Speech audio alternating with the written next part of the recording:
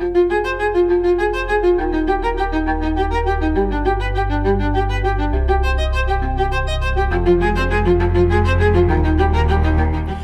Dr. G4, and this is the Beginner's Guide to Model Railroading, the exuberantly opinionated atlas of the basic techniques for the world's greatest hobby. This is BGT episode 28, Operating Your Model Railroad. In this episode, I'll go over all the things you need to know to finally start operating your or any model railroad.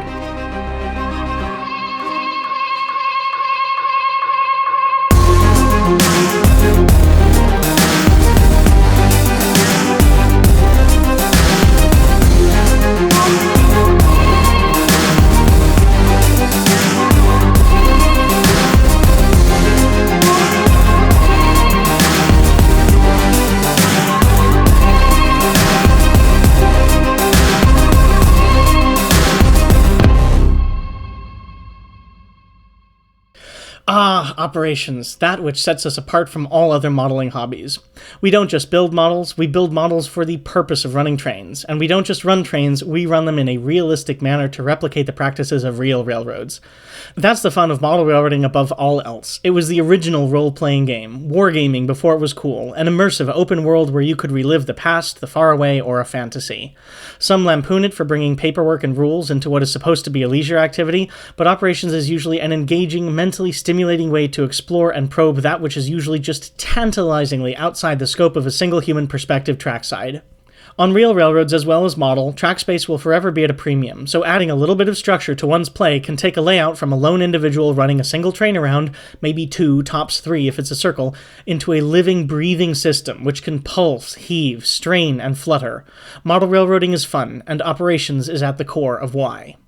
To explain operations, I'm going to have to break down a bunch of individual components. None are inherently revolutionary, nor are their interrelations overwhelmingly difficult to understand, but there are a lot of moving parts, and each one needs elucidation. I'll start with the individual roles. The first and most basic atomic unit of operations is the engineer. This is the same person in charge of a locomotive and, by extension, the train attached to it. Sometimes multiple engineers can be assigned to a single train, such as with double-heading helper operations or, more rarely, some top and tail trains, but for the purposes of beginners, we'll just stick with one engineer per train. Secondly, and in equal or even greater importance to a train's engineer, is its conductor. This is the person in charge of the logistics of the movement of an individual train, primarily by way of paperwork. Traditionally holed up in the caboose writing switch lists, a conductor is usually the one that takes orders from the dispatcher, plans switching movements, and technically is the official authority on train movement, whereas the engineer is the authority on making the train movements safely. In real life, the conductor is the absolute authority for train movements, primarily because you have absolutely no idea how limited visibility of the rest of the train is from the locomotive cab, and it makes sense to place control of the train in someone who can walk around and inspect it from all angles. While historic train crews often had additional brakemen or switchmen at the front and rear, requiring only occasional switch work being done by the conductor, for model railroad purposes, the engineer has the throttle and the conductor has the uncoupling pick. While it is very common for model train crews to still be two-person crews of a conductor and engineer each, it is almost equally as common for a single modeler to be assigned the role of both the engineer and conductor, especially on trains requiring less switching. The third and most pivotal role which model operations cannot do without is a dispatcher. Sometimes on small layouts, a dispatcher can also be the role of the engineer, and it is not infrequently the layout owner, although on larger layouts this is a dedicated position requiring extensive experience to enact effectively. The overall purpose of the dispatcher is to control the railroad itself, allowing or disallowing train movements to prevent crashes on limited infrastructure by way of the layout's chosen form of train control, be it train order, track warrant, or CTC, which, don't fear, will all be explained in a moment. While there are more individual functions on a layout, which will all be described shortly, and while of course roles can be combined all the way down to a single train and a lone wolf operator, these are the three most minimal positions which must be covered in order to transform a layout from a roundy-round train display into an operating railroad. With the players out of the way, let's now discuss the rules. No matter how complicated, all railroad operations come down to three basic functions: clearance, authority, and car forwarding. Clearance and authority are similar and relate to the operational practices of train movement, whereas car forwarding deals with freight car sorting. Clearance is an allowance for a train to enter into the fray with a certain set of guiding functions, and basically is what makes a random assemblage of freight cars and a locomotive in a yard into a train. For a scheduled passenger train, or even freight trains, clearance is as basic as the published timetable, plus filling out a form in the yardmaster's office at the beginning and end of the run to signal to the dispatcher as to a train having originated and terminated.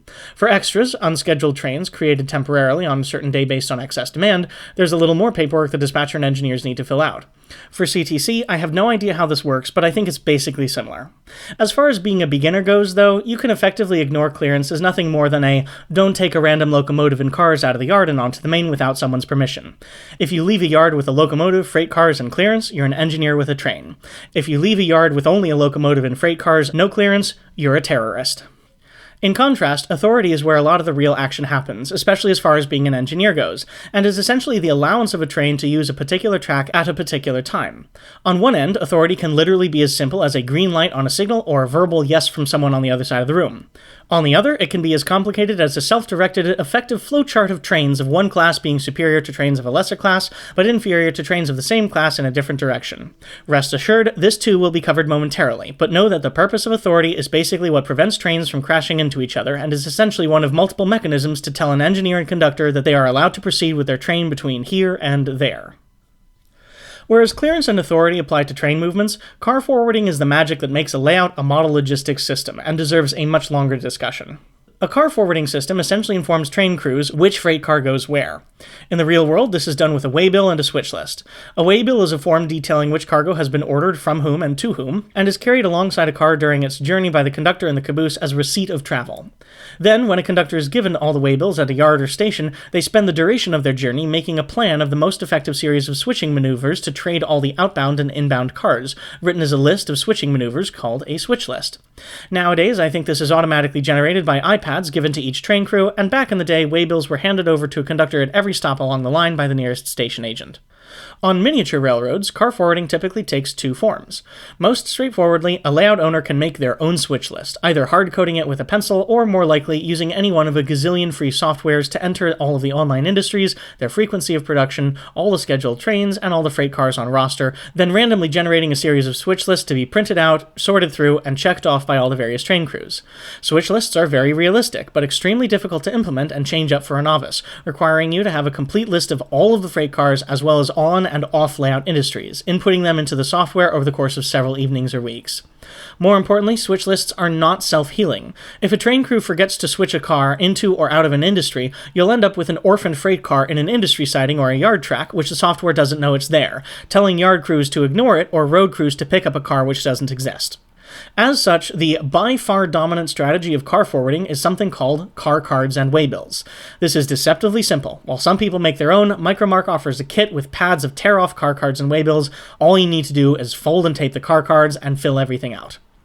Each freight car on the layout is assigned and forever stays with a card. The card has reporting marks, car number, car type, color, and sometimes a picture if you're fancy, and any other possible identifying information such as words, advertisements, or graffiti written on the car. Then, reflecting the typical paperwork, the waybill is a load of lading that slides neatly into each car card and directs its movements.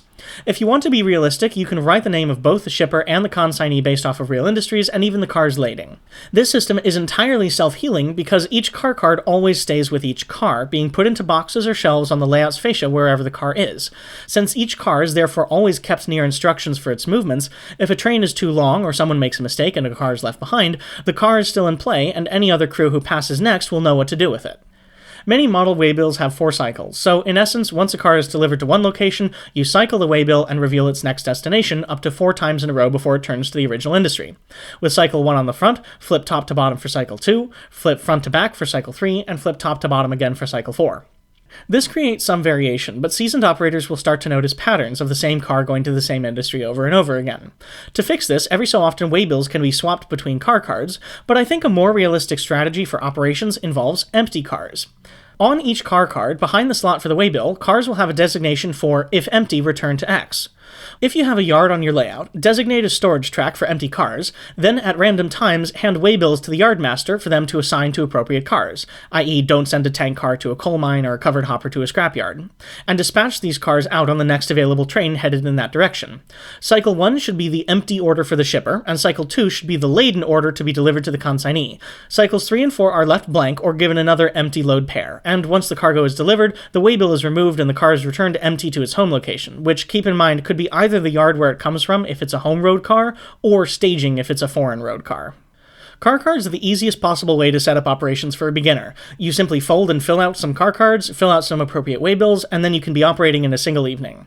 You don't even have to fill out car cards for every car or waybills for every industry you have yet. You can treat the uncarded cars as through cars destined to travel the length of the layout from staging to staging. Then, every evening or once a week, you can fill out a few more car cards just a bit at a time until the entire fleet is eventually registered. As you operate the layout, if you notice some industries are getting hit too frequently, or not frequently enough, you can fill out more waybills to rebalance the traffic pool. It's remarkably simple. Now that we've covered car movement, it's time to approach the other side of the equation and discuss train movement. If you're a single operator, you can skip over this for now if you want and just run one train at a time as an extra, and if you're a beginner, you can run up to a few trains at once with a democratized, I'm going over here if you could wait there for a minute and let me pass. Incredibly, an old railroader told me once there was a historic prototypical precedent for that, so-called smoke signals operation, inasmuch as if you see smoke coming at you in the distance, you take the siding. Thankfully, though, this was a rare occurrence. Once you pass maybe 2 or 3 trains at once, however, things are going to get tough routing trains around each other in a democratic fashion, and good old authoritarian power is needed. Train movement authority comes in 2 different forms: push and pull operations.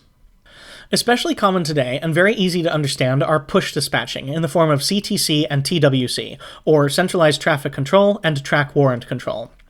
These are basically stoplight-style operations. If you see a green light, go. If you see a red light, stop. In these op setups, there's a singular central dispatcher who is deciding where each train goes and when, and these instructions are trickled down to the train crews. In essence, the dispatcher is pushing each train forward, and if the dispatcher doesn't say anything, the train doesn't move. From a beginner perspective, track warrant control is probably the easiest to understand, and it's made easier by the lack of need for an integrated electronic signaling system. TWC is very simply modeled with fill-in-the-blank forms, again available from Miniature and Micromark, radioed to the crew by a dispatcher. These forms have checkboxes to check which statements apply to each given train's instructions, the appropriate stations or locations are filled out in the blanks, and the train now has its instructions. An example TWC order could go something as follows.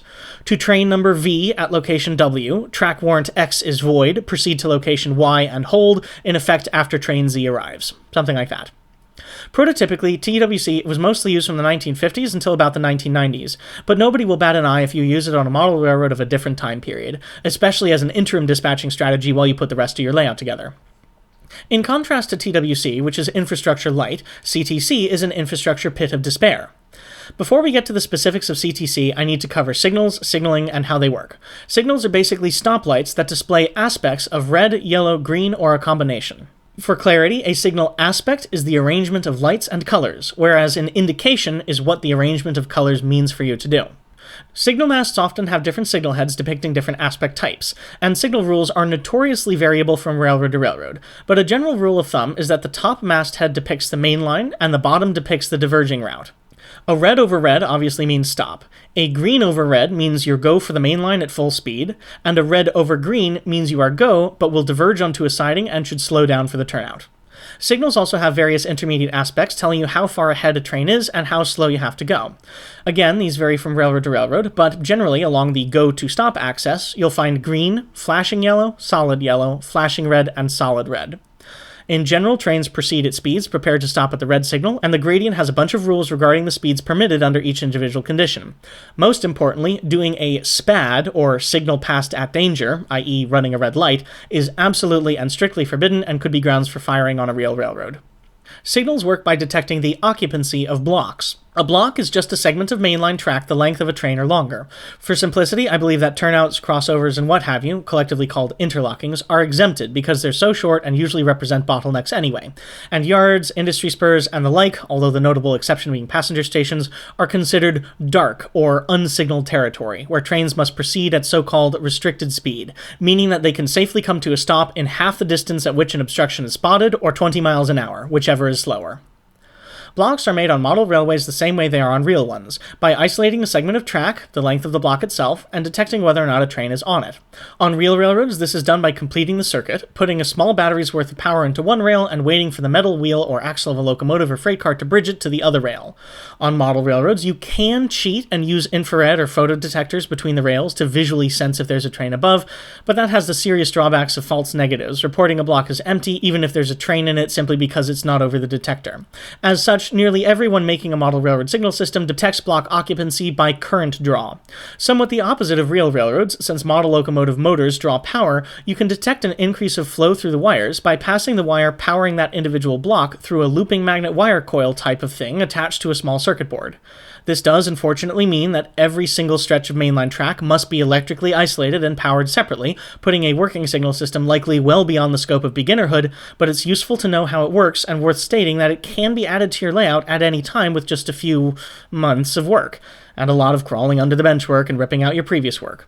It's not easy, but it's not scary either, and it's just a straightforward matter of gapping the rails with a Dremel, making sure every track's feeder wires pass through a detector, connecting those detectors to a signal bus, connecting the signal bus to a dedicated layout laptop, and then assigning on the laptop the location and function of every detector on JMRI using simple drop-down menus. I highly recommend Dave Abelese' book on signaling, available from the Model Railroad Magazine store website for more details, but this is basically the gist. Now, to confuse you even further, the way in which the input of blocks into signals can be programmed can be done in very different ways. Automatic block signaling, or ABS, is where the signals very simply tell you if a block is occupied, but not what to do. This is basically using signals as a safety system, not a control system. All signals default to green unless there's a train in a block. Blocks behind that train will trail off red to yellow to green, but blocks ahead of the train will all automatically tick over to red all the way until the next passing siding or crossover, preventing oncoming trains from getting into a situation requiring them to back up. Because ABS simply tells you occupancy, it has to be used with another train control system, typically track warrant control. In contrast to ABS, Centralized Traffic Control, or CTC, defaults all signals to red, sometimes even off, unless the dispatcher says otherwise. In this setup, the signals are themselves the controller of train movement, and a dispatcher can use the signals to arrange the maneuvering of trains as they see fit by communicating with the train crews simply by way of signal aspect and occasionally radio. Prototypically, ABS safety signals were used as far back as the 1930s and 40s with semaphores, but CTC has been used on all major railroads since about the 2000s, although tiny individual short lines may still rely on TWC or similar systems. In model form, it of course represents a huge investment of time and money, but just like the real thing, can be really good at shoving huge numbers of trains through a limited mainline very quickly, allowing for more operators to run more trains farther in a given operating session. In general, signaling is almost a hobby in itself, and while I am just as much a novice when it comes to that, I am reasonably certain that this is accurate enough, at least as far as beginner layouts go. Once again, it's not easy, but it is straightforward if you do wish to pursue it. Now, in contrast to these push-style train control strategies, where a single dispatcher is the almighty authority on train movement, no matter how big or small, pull-style train control distributes train control decisions to individual operators. This is most exemplified by timetable and train order, or TT and TO. The core of TT and TO is the timetable, a single document which dictates which trains are where, when, and if they may proceed. Rather than authority to move being given to green lights or signals or a piece of paperwork from the dispatcher, authority is written right on the timetable for all to see. Obviously, first-class trains are superior to second-class trains, which are superior to third-class trains, which are superior to unscheduled extras. Additionally, one direction is given superiority to the other, generally westbound trains being superior to an eastbound train of the same class. The three final rules that make this system run are that a train's location on the schedule is considered reserved and binding until 12 hours past its scheduled departure. A train is strictly forbidden from departing a station before its scheduled departure, and a train must have the main line clear and lined at least 5 minutes prior to the arrival of any train superior by class or direction. Okay, what does this mean? Well, if the timetable is properly designed and the trains are all on time, it means almost nothing. A train can just simply proceed according to their published schedule and not bat an eye. However, if a train is late, all the trains that are inferior to it must wait at the location the timetable says they were supposed to meet the superior train. If the superior train is 12 hours late or more, the other trains have determined that it never existed or was cancelled or something went wrong, and they may proceed as normal, if also humongously delayed themselves, once again holding for any train superior by class or direction. If a superior train has yet to pass according to the schedule, an inferior train is allowed to hopscotch to the next available passing point if the travel time permits it to be clear of the main line at least 5 minutes prior to the arrival of the superior train. While inelegant for the possibility of 12-hour delays, timetable-based train control does allow for a self-healing system which can run itself safely even though the decision-making is distributed and full knowledge is scarce. In fact, you can even run an unscheduled train not on the timetable, called an extra, and not have any crashes or incidents. Just give the extra's crew a copy of the timetable, and their status as the lowest priority train means they can move about the railroad by ducking out of the way of all the other trains and moving only in pockets between their schedules. However, to make the system a lot more efficiently and avoid the possibility of overworked train crews sleeping on the job after a 12-hour delay, timetable systems still use a dispatcher to issue train orders, making the TO of TT&TO. Since this was way back before radios, a dispatcher relied on station agents at every town or switching point along the entire railroad to be the eyes and ears of the railroad by telegraph. As each train passed, the agent would write it down in a logbook on a great big sheet, colloquially referred to as on-sheeting, or OSing a train, and reporting the OS to the dispatcher to give them an updated picture of where trains were on the railroad. With this updating view of the railroad's trains, a dispatcher can identify inefficiencies as delays accrue or traffic patterns change, and issue train orders to various crews to modify their schedule. This can be information that a train has been cancelled and that its schedule meets can be disregarded, instructions for two trains to meet at a different location than specified on the schedule, even if it goes against superiority, or a spontaneous schedule of a newly created extra train.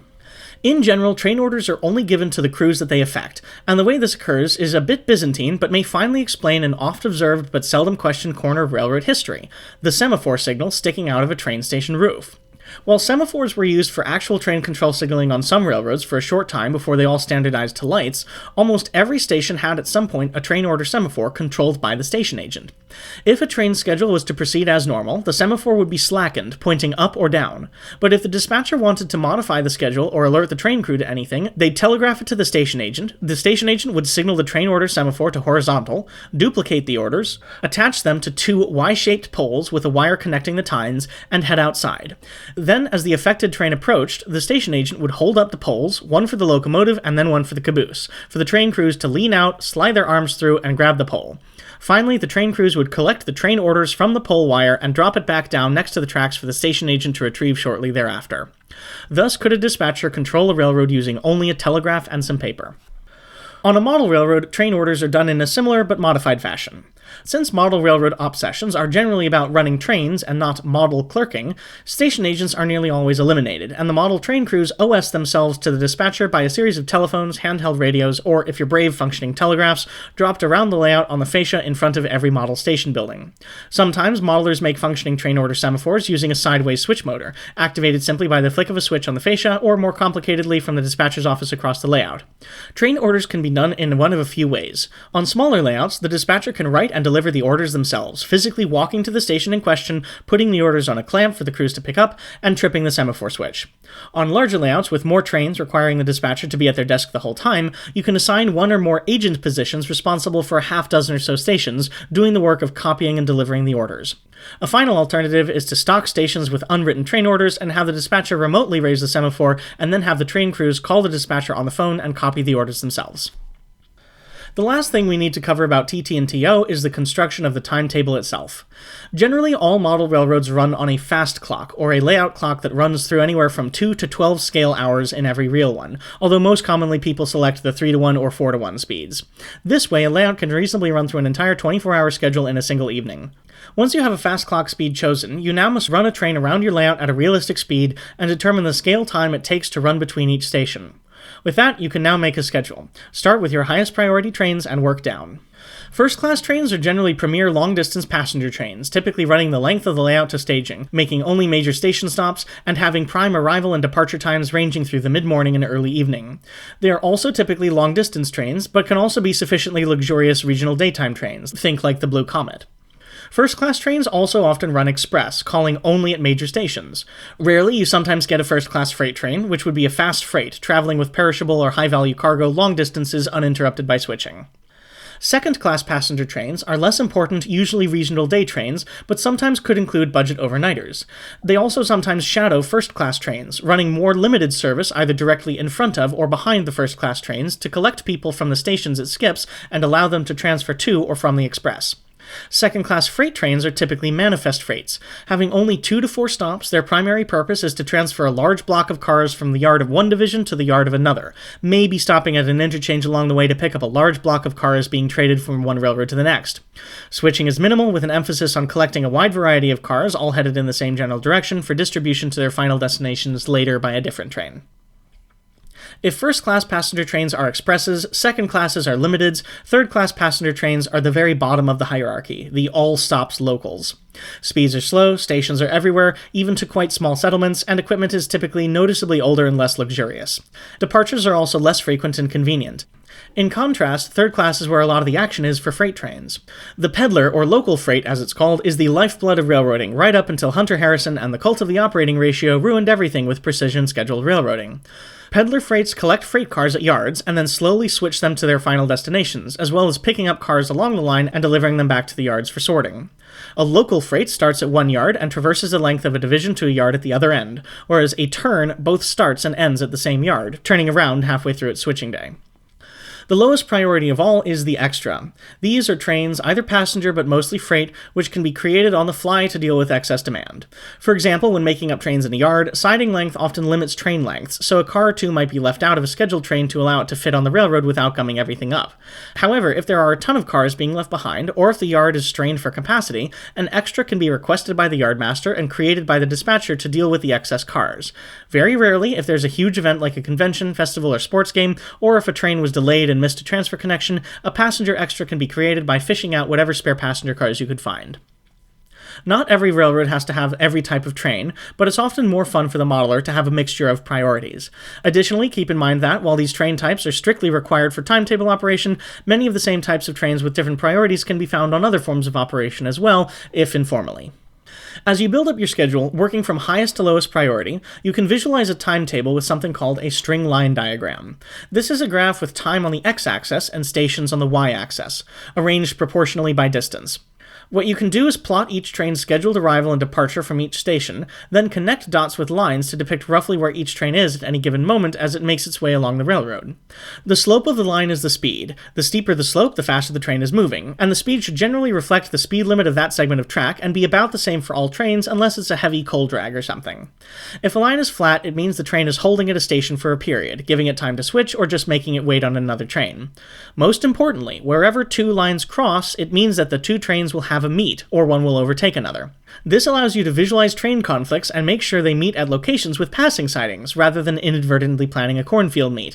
That is, two trains, opposing directions, single track, and the middle of a cornfield just about to go smash. If you identify a meet at a location without a passing siding, take the lower priority train and shift its schedule over to make it wait at the most recent place at which a passing can take place. Okay, that's how TT&TO functions. Because of the need for functional phones or telegraph systems and moving semaphores all around the layout, it can sometimes be almost as hard to implement as CTC train control. However, unlike CTC, which flatly requires functional block detection signals and a control computer in order to work, TT&TO can be bootstrapped by simply shouting across the room. As such, it's still possible for beginners to successfully pull off TT&TO without too many compromises, just by making a rough schedule in Excel and winging it. Furthermore, TT&TO is considered very entertaining, as crews all get to make individual decisions about whether or not their train can move, so many people are attracted to modeling earlier eras for the great fun that its operations provide. So, to recap all of the operating practices in model railroading, you'll need two things: car forwarding and train control. For car forwarding, you can either manually write a switch list of every car being switched on every train, or you can make car cars for every car in the op session and fill them with waybills to cycle them around the layout in and out of all the industry spurs and interchanges. For train control, you can depict old-time railroading by writing a timetable and letting crews make decisions based on train priority, supplemented with dispatcher train orders, or you can depict modern railroading by wiring working signals and block detectors all along the main line and connecting them to a laptop to allow a dispatcher to directly control train movements by CTC. Most beginner-friendly, however, is track-worn control, wherein crews can just radio a dispatcher to fill out a set of instructions by checkbox, and this can easily be itself bootstrapped with just a Mother May I style of train control being shouted across the room. A final set of things to cover about operations are the individual roles. While some of them may be quite obvious, it's worth delineating at least the terminology, as well as explaining a little bit about how they are differentiated from each other. It should be noted, however, that individual modelers are welcome to swap out and take different jobs over the length of an operating session. These are just the definition of the job types. The first set of roles in an operating session are the train crews. They're divided either into road crews or switch crews. Both are often, as aforementioned, conductor-engineer pairs. A road crew is someone who travels at least a portion of the length of the railroad, going yard to yard, yard to staging, staging to staging, or even out and back from the same yard on a turn. In real life, these would be people qualified on a given territory, having memorized every station, junction, and signal down to the 10th of a mile. Road crews could do a ton of switching on peddler freights, or none at all on passengers to through freights. In contrast, switch crews are based in a single location, such as a yard, a sufficiently large industry, a short line, or just a district that may have multiple different industries in close proximity. Switch jobs primarily involve, you guessed it, switching, dealing with and sorting cars bound for or coming from a huge concentrated location. Whereas road crews can have a variety of functions, and all involve engineering along the high iron from one place to another, switch jobs are primarily for those who like switching puzzles and wouldn't mind staying in one place the whole night. The next most important job is also obviously that of the dispatcher. While not necessary on smaller layouts, a dispatcher's office usually has pencils, stacks of forms for train ordering, a copy of the timetable, a communication device like a radio phone or telegraph, and a metal board depicting the entire main line with movable train magnets to update the picture of the pike as train OSs come in, or alternatively, multiple panels of computer screens depicting the CTC readout of the entire railroad with clickable interfaces to change turnouts and signals. The dispatcher can sit right next to the main yard, but it's often preferred to make the dispatcher sit separately from the railroad to enforce realism and preclude cheating by leaning over and seeing what's happening on the layout, rather than relying on radioed reports. Classic locations for a dispatcher's desk include inside a helix or next to an unscenic staging yard. A critically important role heretofore only glazed over is that of the yardmaster. Obviously, not all layouts have yards, and small pikes can get away with road crews assembling their own trains, but for any layout with even a passingly meaningful yard, the yard crew is one of the most pivotal positions on the entire layout just behind the dispatcher. Trains must be taken in, broken up, sorted, built, and sent out with incredible speed in order to keep the layout running smoothly. Yard crews aren't just confined to shuttling back and forth on the yard lead, moving cars from one track to another, they're also responsible for switching all the industries within yard limits, making their jobs incredibly frenetic and fast-paced. Often because of the centrality of their roles, and in order to prevent inexperience knocking on and affecting everyone, yardmasters and dispatchers are both given only to the most experienced layout crew members. On sufficiently large layouts, a yardmaster might be needed for the engine shed as well, called a hostler. This is someone who is meant to manage the locomotive demands of the railroad. As each train's freight consists are being assembled by the yardmaster, the train's power should be arranged by the hostler. It's usually harder than it seems, as you not only have to get the correct locomotive for the correct job, i.e. put the fast locomotives on the fast trains, torquey locomotives on heavy trains, you also need to model servicing the locomotives. Clean ash pans, refill water, fuel, sand, and for modern locomotives, toilet chemical, and send the locomotives out for maintenance. If there's an imbalance of locomotives between yards, it's the hostler's job to coordinate a head-end heavy reshuffle, and if a train is stranded on the line with locomotive issues, it's the hostler's job to find a spare locomotive and send it out on a rescue mission. In fact, some people like locomotives so much that they just build engine facility-only layouts, and op sessions are composed entirely of hostling power. A final type of yardmaster, but an entirely inglorious one, is the mole. On large layouts or layouts with insufficient staging, you'll have a person or two manage the incoming and outgoing trains from the staging yard. Often this is done with active staging, which means that the mole men physically break down and build up trains on the staging tracks, but by hand from storage shelves or drawers, to make sure that trains coming out of staging don't look like the ones that just came in. In many ways, being a layout's mole is a labor of love, volunteering an entire evening's work to give everyone else a good time. The next time you pass by a mole hole, say thank you. A few more odds and ends around the layout. Helper crews act as lone locomotives, pushing heavy trains up steep grades, then running light down the hill again to help the next train up. Station operators, as discussed earlier in TT and TO, act primarily as agents of the dispatcher, ferrying train orders around the layout and taking over OSing trains as they pass through each station. Finally, towermen preside over single interlockings, checking their timetable for incoming trains and their roundings, and throwing levers to change turnouts and signals to match. Phew! And with that, you now know everything you need to operate a model railroad. It can be intimidating to new modelers, but if you've already made it this far, spending years to build a pike of your own, it's complicated enough to keep you engaged for years more to come, justifying all of the work you put into construction. In terms of finding your own operational preferences and learning how to implement them on your own layout, much like other parts of model railroading, the best way to learn about operations is just to get out there and join other modelers. Find a local club, join, ask if they have an operating night, and jump in. Go to a train show, make friends, and ask if they have a spare position for an upcoming operating session. Sign up for email lists and find a local ops weekend where multiple layout owners in a geographic area have operating sessions on the same weekend, allowing you to do 2 a day for 1 to 3 days, giving you a humongous amount of breadth and experience in a short amount of time for only the cost of a night or two of hotel. Oh, and of course, forget operating, you'll make a ton of possibly lifelong friends along the way, and maybe even get to meet some famous modelers. In all cases, state that you're a newbie, ask to be paired with an old head, and make like a sponge and absorb. Learn all that you're supposed to do, learn how to do it better, and be one with the railroad. But also take notes on what you enjoyed, what you didn't enjoy, what works and what didn't, and what you'd like to copy or do differently on your own model railroad. As you're building your own layout, you should also be testing these ideas for yourself. Even if the track work is only half done, set aside an evening every now and again just to play trains. Try switching an industry or three, make up a train in the yard, hell, even store trains in staging. All of these will help you to stress test parts of the layout one by one. Then, as you move along, build up your operating strategies bit by bit. Add car cards this month, a timetable a few months later, play dispatcher with some family members, and soon enough, your layout's operating. Finally, just before you're about to start scenery in earnest, invite over everyone you know and have a shakedown operating session. The idea here is that it's best to get feedback and identify defects when fixing them only requires tearing up the track, not tearing up the track and the ballast and the people and the trees and the hills and the buildings and so on. The feedback of others, especially when it comes to operations, is what can turn any good enough model railroad into a truly great one. Honestly, and this is probably coming years too late compared to the rest of the BGT series, but you really should be putting yourself out there in ops weekends, train clubs, and modeling groups from the moment you even begin considering to build a model railroad of your own.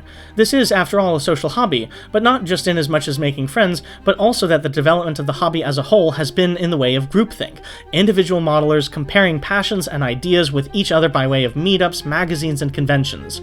Look back at the entire history of operations, and that's exactly how it became to be so pervasive in the hobby. Through the works of, in order, Frank Ellison, Alan McClellan, and Tony Custer.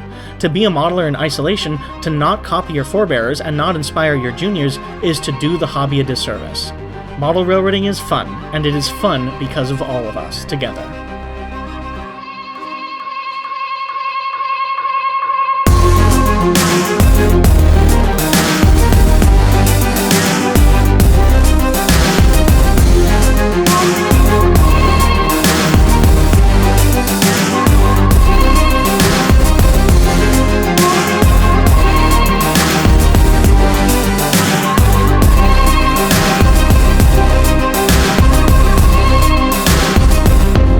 This has been episode 28 of the Beginner's Guide to Model Railroading, Operating Your Model Railroad. The theme music is Spark of Life by Benjamin Lazarus through Tribe of Noise. I would like to thank my extremely generous and patient patrons Pedro Reyes, Ron Kleiss, Bill Ford, Linda Eskin, Roger Coleman, and Bill Brown of the Rail Brothers.